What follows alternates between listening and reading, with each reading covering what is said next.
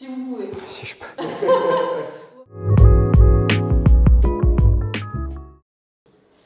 Bonjour Claude Dalmance. Bonjour. Est-ce que vous pouvez commencer par vous présenter?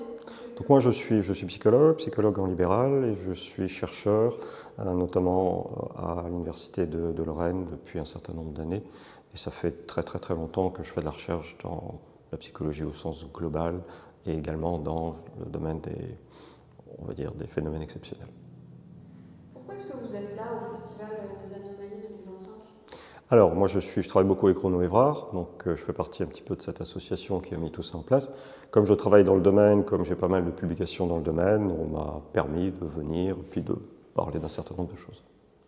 Pour vous, c'est quoi une anomalie?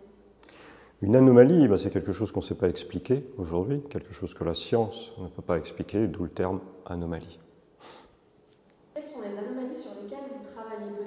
Alors moi je travaille beaucoup sur les phénomènes de guérison à distance, donc tout ce qui est guérisseur énergétique, qu'on peut considérer aussi comme des anomalies, notamment tout ce qui est barreur de feu, donc des gens qui ont tendance à, par rapport à une capacité ou quelque chose qu'on n'arrive pas à expliquer ou qu'on ne souhaite pas expliquer, va entraîner d'un sujet A vers un sujet B une réaction que la science ne peut pas encore vraiment mesurer, d'où le fait d'anomalie. Ça c'est un domaine, mais il en existe bien d'autres comme l'expérience de mort imminente, l'expérience de projection astrale, etc., etc.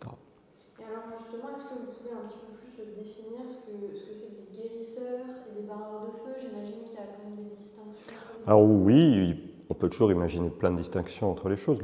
Dans les guérisseurs énergétiques, entre guillemets, que vous trouvez, c'est peu catégorisé aujourd'hui parce que c'est peu étudié. Mais dans le champ, on va dire, des guérisseurs au sens large, vous avez des gens qui vont générer, on va dire, un énoncé de compassion, d'amour, en fait, vis-à-vis de quelqu'un d'autre, dans une optique, je dirais, de soins, de guérison. Alors après, il y a différentes techniques. Il y a des magnétiseurs qui vont agir sur une sorte de flux énergétique indéterminé ou non mesurable. Vous avez des gens qui vont dire non, c'est simplement une intention qui émane de soi-même et qui est dirigée vers autrui. D'autres vont dire, nous, on a des compétences, des dons particuliers qu'on a hérités, etc., etc., etc. Tout ça est fait pour guérir l'individu dans un paradigme, pour l'instant, non scientifique. Et vous avez énormément de gens qui consultent, de plus en plus d'ailleurs, d'où le fait de les étudier d'une manière un peu plus précise. Quel regard est-ce que vous portez sur le Festival des Anomalies? C'est quelque chose de très bien, c'est une très bonne initiative qui a été faite, donc qui a été commencée l'année dernière, un jour, cette année, 2 jours. Ça permet, je trouve, d'ouvrir un petit peu ce champ de recherche, ce champ de possibilités à l'ensemble des gens qui s'y intéressent, parce qu'il y a énormément de gens qui fricotent et qui frisent avec les anomalies.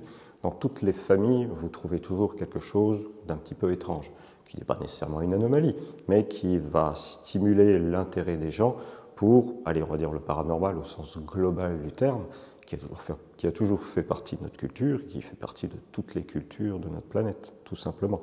Il a juste été un petit peu éradiqué depuis 200-300 ans par le paradigme scientifique, à juste titre, parce que celui-ci a dû se positionner. Mais maintenant, je pense qu'il est temps de cohabiter intelligemment ensemble.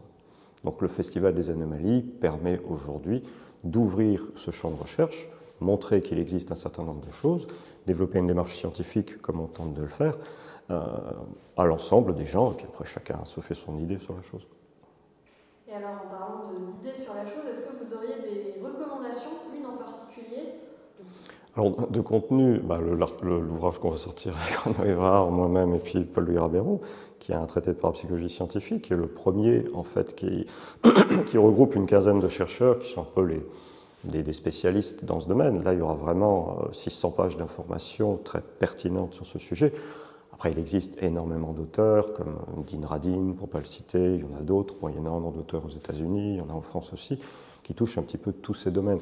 Donc il suffit de chercher un petit peu et on trouve vraiment énormément de très bons auteurs sur ce sujet. Après, il faut rester prudent, parce que, voilà, comme dans tout domaine, il faut éviter les extrêmes. Merci, Claude Dalmance. Merci à vous.